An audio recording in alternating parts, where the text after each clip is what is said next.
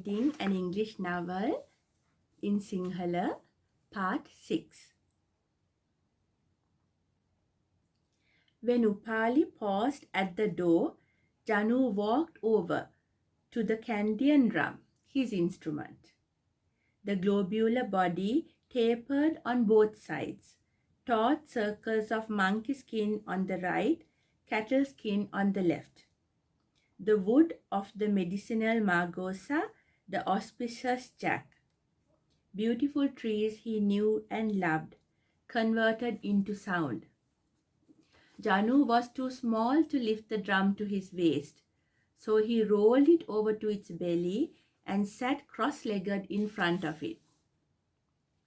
He stretched his arms to either side and brought his palms down on the skin.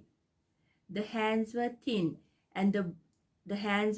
and bony above the drums. But the sound that rolled out in waves was a celebration.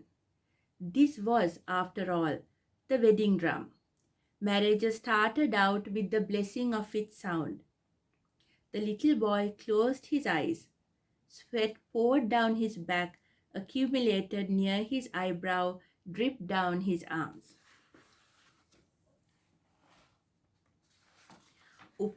ජනු කාමරය තුලට ගොස් සංගීත භාණ්ඩ කරා ගමන් කරද්දී උපාලි දොර ළඟ නතර වුණේය. ජනුගේ භාණ්ඩය ඉලිප්පුන කඳක් සහිත එක් පැත්තක ඇදුණු වඳුරු හමක්ද අනිත් පැත්තේ ඇදුණු ගව හමක්ද ඇත්ති උඩරට බෙරය විය. එහි ලීය ඖෂධීය කොහොඹ ගසෙන් හෝ සෞභාග්‍යමත්යයි සැලකෙන කොස් ගසෙන් ගන්නා ලද්දකි. ඔහු හඳුනන සහ ආදරය කරන ගස් මෙසේ ශබ්ද බවට පරිවර්තනය වී ඇත.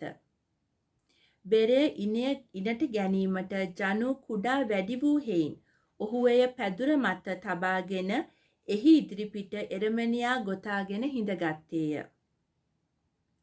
ඔහු අත් දෙක දෙපැත්තට දිගු කර අල්ල හම් මතට ගෙන ආවේය.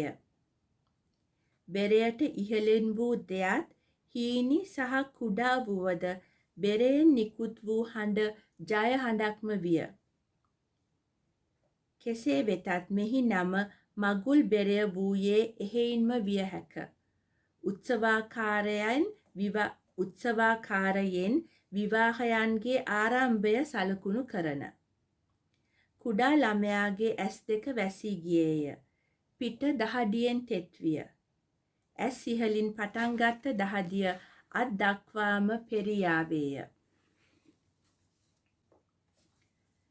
Upali walked up to a wooden shutter and pushed it open. The wet evening winds of the lowlands licked Janu's body. He opened his eyes and grinned his thanks to Upali, who leant against a wall watching him.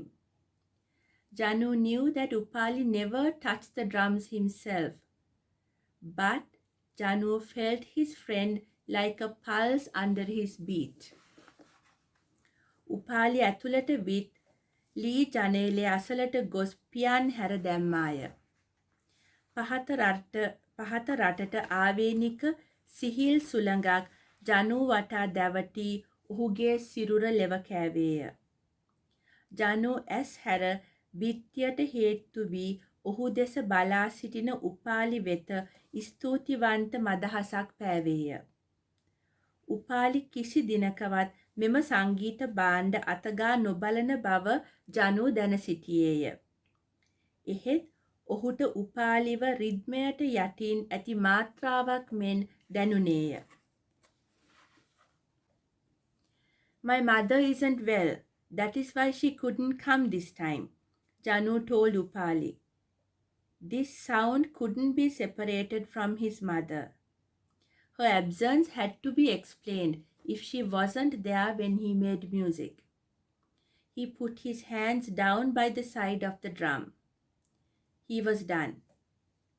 Upali nodded, saying nothing. අම්මට ටිකක් සනීප නෑ. ඒකයි මේ සැරේ එන්න බැරි වුණේ. ජනු උපාලිට කිව්වේය. ජනූට මේ ඇසෙන හඬ ඔහුගේ මවගේ මතකයන් නැතිව ඔහුට ඇසීමට නොහැකි විය. ඔහු රිද්මය හා මුසුවන තැන ඔහුගේ මව නොසිටියේ නම් එය පැහැදිලි කර දිය යුතු අඩුවක් යයි සිතුවේය. ඔහු එම කාර්යයෙහි පරතරටම පැමිණ බෙරයෙන් අත් ඉවතට ගත්තේය. උපාලි කිසිත් නොදොඩා ඔව් කීමට හිස වැනුවේය. Then Nandavati came to call them for dinner. The whole village must be knowing now that Janendra Appo has come home, she said, smiling, standing near the door. But before food, there was a game of cricket to be played, and the bat was lying near Janu's knee. Janu left the drum upright, took the bat, and leapt out of the door, running towards where the verulud flowers were falling, Upali laughing behind him. Upali's bright eyes were already measuring the distance as Janu took his position and faced him. Upali could smile even when his mouth was unmoving.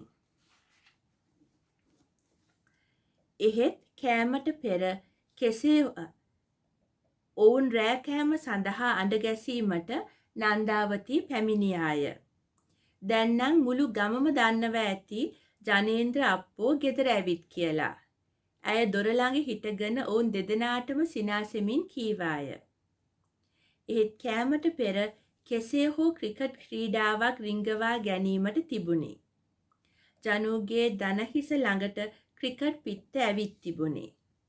ජනු බෙරය කෙලින් හිටවා පිත්ත අතටගෙන දොරින් එළියට පැන්නේ දුවන්න මිදුලේ වෙරළු මල් වැටෙන ස්ථානයට. උපාලි ඔහු පිටිපස්ස සිනාසෙමින් එන අතර.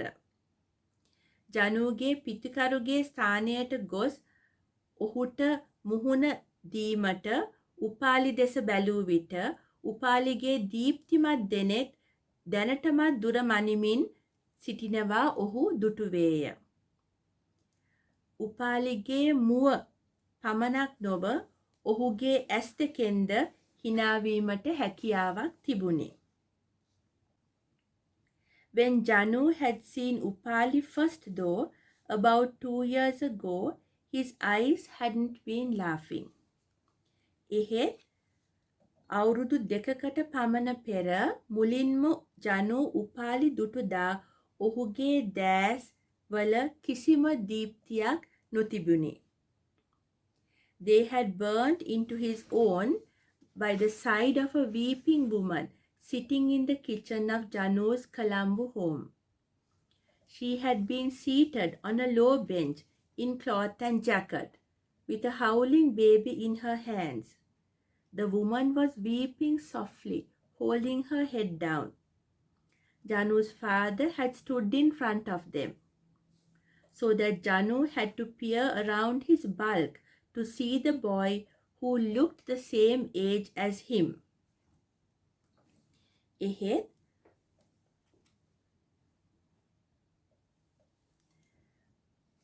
අවුරුදු දෙකකට පෙර මුලින්ම ජනු උපාලි දුටුදා ඔහුගේ දෑසේ කිසිම දීප්තියක් නොතිබුණි.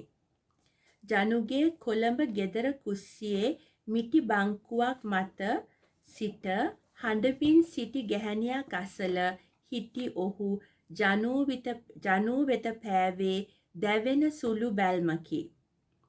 රෙද්දක් හා හැට්ටයකින් සැරසී සිටි ගැහැණිය හයියෙන් හඬන ලදරුවෙකුද කරපින්නාගෙන සිටියාය. ගැහැණිය හැඬුවේ ශබ්දයක් පිට නොකරය. මුහුණ බිමට හරවාගෙනය.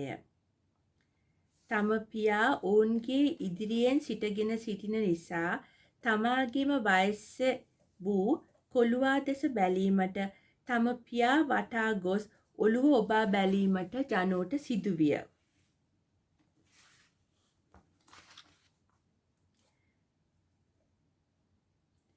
I'll send you to my wife's ancestral home in Veyangoda. You will be looked after there, and your children. Start a new life. Don't go back to Bulankulama. The large back was saying, මං ඔයගොල්ලන්ව යවන්නම් වේයන්ගොඩට මගේ නෝනාගේ බලව්වට.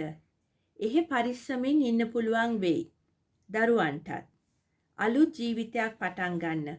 ආපහු බුලංකුලමට යන්න එපා. විශාල පිටුපස හිටගෙන සිටින ජනෝට එම පිට කියනවා ඇසුනේ. The woman did not raise her head. Then his mother moved among them, touched the baby's wispy hair, the boy's tousled head. It will be all right, she said. Veyangoda is a good place to grow up in. ගැහැණිය හිස එසවූයේ නැත. එවිට ඔහුගේ මව ඔවුන් අතර පාවී යන්නාක් මෙන් ජනු දුටුවේය. ලදරුවාගේ සියුම් කෙස් පිරිමැදිමින්, කොළුවාගේ අවුල් වුණ කොණ්ඩේ අතගාමින්. ඔක්කොම හරියාවි. වේයන්ගොඩ හොඳ තැනක්. ළමයින්ට වැඩෙන්න. ඇය කීවාය.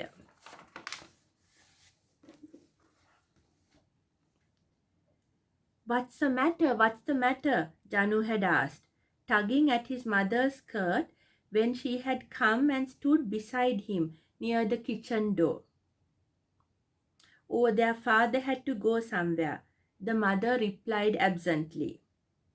Where? Why? Party work, she said. Janu එවෙලෙහි ඇහුවේ මොකද වෙලා තියන්නේ කියාය. අම්මා ඇවිත් කුස්සියේ දොර ළඟ ඔහු සමග හිටගත් විට ඇගේ සායෙන් අදිමින්. නෑ ඒගොල්ලන්ගේ තාත්තට කොහේ හරි යන්න වෙලා එච්චරයි. අම්මා නොසලකිල්ලෙන් මෙන් කීවේය. කොහෙද? ඇයි? පක්ෂ වැඩ. ඈ කීවාය. That was not unacceptable. Janu knew that his own father had even been in jail for the work he did with his political party, the Lanka Samasamaja Party, the LSSP. He could say it if he moved his tongue slowly over the words. Jail wasn't so bad, Janu wanted to tell the boy whose eyes peered into his. Janu's father had been a hero when he had come out. George Samaravikrama had turned into the Lion of Bulankulama after the prison term. Janu was taken to the welcome that had been accorded to his father in his hometown to celebrate his release. The roads decked with red flags were lined with people. When his father leapt onto a platform and brought his hands together in a salute, there was a roar that seemed to come from the bowels of the earth. Janu had stepped nearer his father then, feeling as tall and large, though he came no higher than his father's knee. Jail was good sometimes, Janu wanted to tell the boy. එය පිළිගත හැකි උත්තරයක් විය. තම පියාට පක්ෂයේ වැඩ නිසා හිරේ ලගින්නටද සිදුවී තිබුණ බව ජනු දැනගෙන සිටියේය. ලංකා සම සමාජ පක්ෂය වචන උඩින් දිව හිමිහිට ගමන් කරොත් එය කීමටද ජනුට හැකියාවක් තිබුණි. හිරගෙදර එච්චර නරක නෑ. ජනුට තමන් දෙස බලා සිටින එම කොළුවාට කීමට අවශ්‍ය විය. නිදහස් වී හිරගෙයින් පිටතට පැමිණෙන විට ජනුගේ පියා වීරයෙක් වී සිටියේය. ජෝර්ජ් සමරවික්‍රම බුලංකුලමේ සිංහයා බවට පත් වී තිබුණේය. ඔහුගේ නිදහස් වීම සැමරීම සඳහා බුලංකුලම ගමේ සංවිධානය කර තිබූ උත්සවයට ජනෝද රැගෙන ගොස් තිබිණි. මිනිසුන් පිරී සිටි පාර දෙපස රතු පාට කොඩිවැල් අල්ලා තිබුණි. තම පියා වේදිකාවට පැන ආචාර කිරීම සඳහා දෑත් එකතු කරන විට නැගියා ප්‍රතිචාරය පොළව දෙබෑ කරමින් පැමිණි ഘോഷාවක් මෙන් විය. ජනු තම පියා වෙත අඩියකින් ළඟා වූයේ ඔහුගේ දනහිසට වඩා ජනු උස් නොවූවත් ඊට වඩා ඔහු උස් හා විශාල යන හැඟීමෙන් යුතුවය. සමහර වෙලාවට හිරගෙයි හිටීම හොඳ වැඩක් කියා අර ළමයාට කීමට ජනූට උවමනාව තිබිණි. By next morning, when Janu came downstairs in his school uniform, that family was gone. Janu was used to seeing many people from the village in his house and then not seeing them ever again. But this boy resurfaced at Veyangoda, became the main point of interest for Janu during the long school holidays. ඊළඟ දිනේදී පාසල් යෑමට ඇඳගෙන පහළට බසින විට එම පවුල දක්නට හිටියේ නැත. ගමේ මිනිසුන් මේ ගෙදර පෙනී සිට පසුව අන්තරස්ථාන වීම ජනූට හුරු දෙයකි. නමුත් මේ ළමයා නැවත වේයන්ගොඩ පෙනී සිටියා පමණක් නොව දිග නිවාඩු කාලවල ජනූගේ අවධානය දිනා ගන්නා ප්‍රධාන පුද්ගලයා බවටද පත්විය. බොහොම ස්තුතියි.